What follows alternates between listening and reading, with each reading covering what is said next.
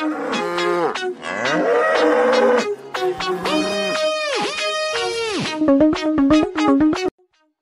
le cadre du renforcement des capacités du personnel du projet Viva Logone, SEMRI, MDC, Mazar et Satiko sur les violences basées sur le genre, les exploitations, abus et harcèlement sexuel au cours du déroulement du projet naissant, un atelier de formation sur ce sujet s'était tenu au siège de l'entreprise à Yagua, chef-lieu du département du Mayo-Danaï, région de l'extrême nord du Cameroun.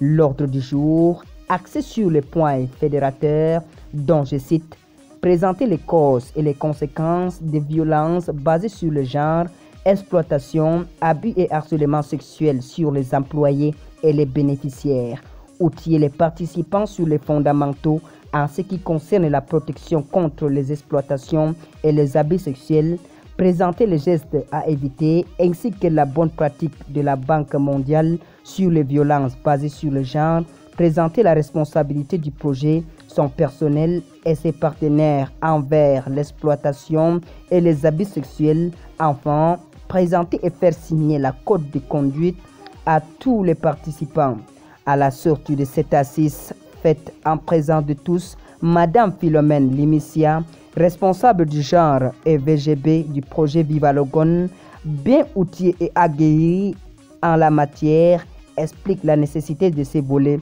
dans toute entreprise visant à répondre aux attentes de ses bénéficiaires. C'est un danger si on n'en parle pas parce que cela pourrait impacter sur les résultats du projet. Vous savez, un projet de telle envergure comme le projet Viva Logone, et en dehors même du fait qu'il soit un grand projet, tous les projets de développement, les projets qui ont pour bailleur de fonds, soit la Banque mondiale ou bien les Nations unies, il y a ce qu'on appelle le volet genre dans tous ces projets. Pourquoi est-ce qu'on met sur pied le volet genre dans ce genre de projet? C'est pour éviter les comportements et les actes déviants qui pourraient impacter sur la mise en œuvre des projets.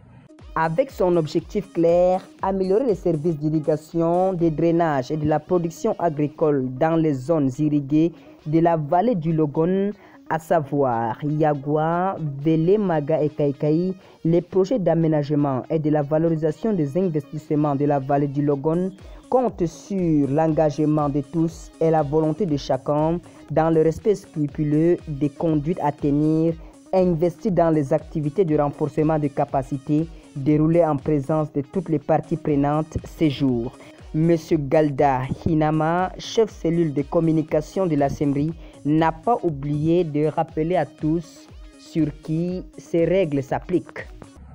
L'atelier qui a été organisé par le projet Viva Logone sur les violences basées sur le genre, l'exploitation et les abus sexuels nous a beaucoup édifié sur, n'est-ce pas, un certain nombre de choses. Nous avons appris que le genre ne s'applique pas seulement, comme on le dit souvent, au genre féminin, aux femmes. Alors, c'est dire que les hommes également sont exposés aux violences et de la part du sexe opposé qui est la femme et qu'on considère à tort ou à raison comme étant le sexe faible. Voilà, donc nous avons également été édifiés sur un certain nombre de choses, notamment sur le comportement au service. Nous avons appris qu'un certain nombre de comportements